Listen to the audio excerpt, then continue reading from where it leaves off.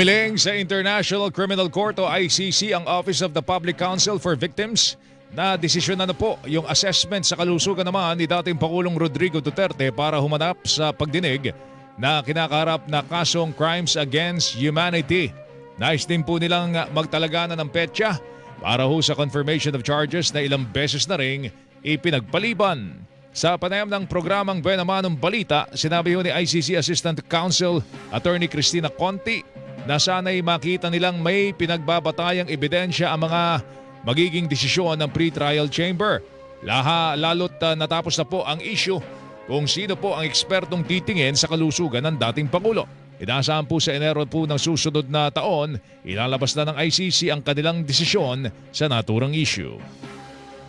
Ngayong okay na, final na kung sino yung experts na titingin, yung report nila lumabas na, sana naman makita natin na may pinagbabatayang ebidensya sa itong magiging desisyon ng pre-trial chamber.